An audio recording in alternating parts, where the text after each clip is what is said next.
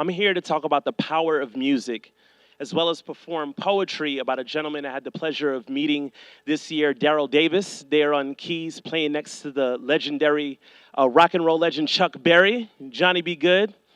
Google him later. Anyway, Daryl was sharing with me what it was like playing and growing up in the Jim Crow South, where they would ban certain rock concerts because they were known to cause race mixing, which was illegal at the time. And among other things, he shared this story with me. He said he was playing at a bar one night, and afterwards, a white gentleman approached him and said, "Man, I haven't heard anyone play like that since Jerry Lee Lewis."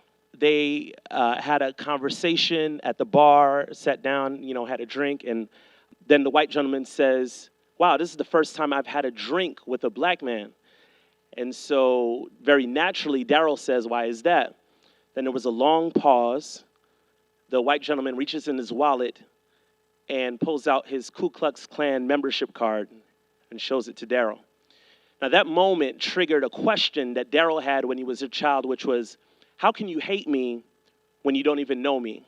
That moment triggered a decades-long journey of going to Klan rallies, inviting Klansmen to his house, and eventually convincing over 200 of them to denounce white supremacy, which was evidenced by Klansmen giving Daryl their robes. Now, as Daryl's telling me this story over a Zoom call, I'm impressed, but I'm also a little bothered and also challenged for a couple of reasons. One, I hate this notion of black folks alone bearing the responsibility of cleaning up all things racism in all of its forms. And two, the sheer courage that it took for him to do what he felt called to do forced me to examine my own heart and ask, what would that look like for me? When I first moved to Orlando in 1993, I was just one of 4 black kids in my elementary school, which made it very easy for Michael Waters to call me a nigger and punch me in the face during lunch in the cafeteria, and for Eric McGinnis to throw rocks at me as I'd be walking home from school yelling, "Go back to Africa." And even as an adult, some of the more subtle forms of prejudice, where I'm in the bathroom at First Baptist Church of Orlando, and a very well-dressed white gentleman makes an unsavory comment about the locks in my hair, having no idea that I was the guest speaker that morning.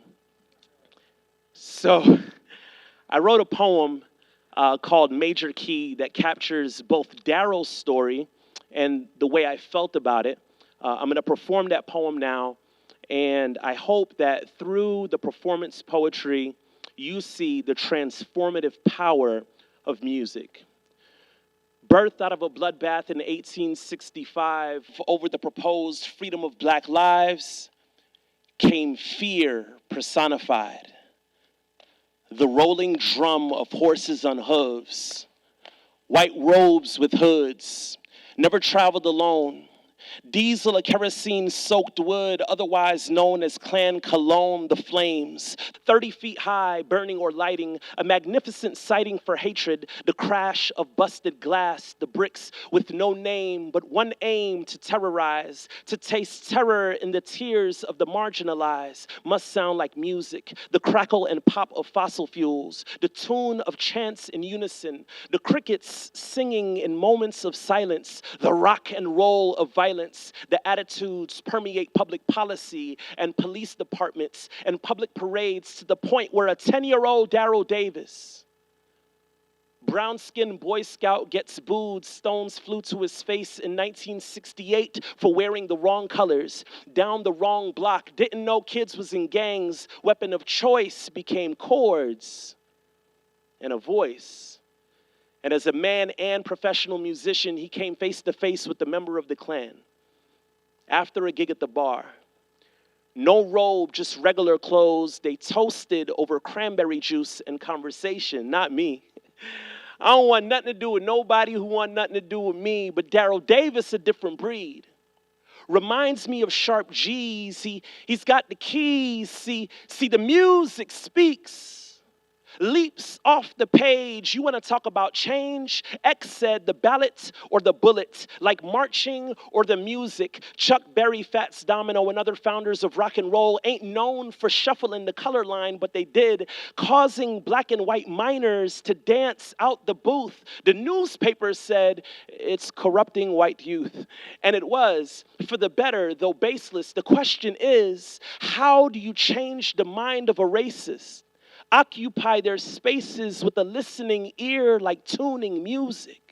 Like Daryl tuned in instead of throwing away the whole cacophony of calamity, kind of like refurbishing humanity in the name of rock and roll, jazz and blues, transcending the hues of our skin, the views of our kin that kill spill into the electric wind when strings and keys tap dance on the face of ignorant symbols, kiss and love.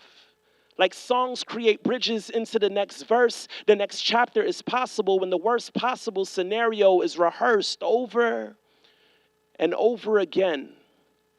They shed their clan robes like snakeskin one by one, never to grow new ones again. Because of him. Denouncing white supremacy. See, when black and white keys are played with accuracy, the notes not only create bridges, the lyrics leave a legacy. Those kids protested in 2020 side by side like rock concerts when they used to mix and lose it. So preach, protest, and protect, yes. But please, don't forget about the music.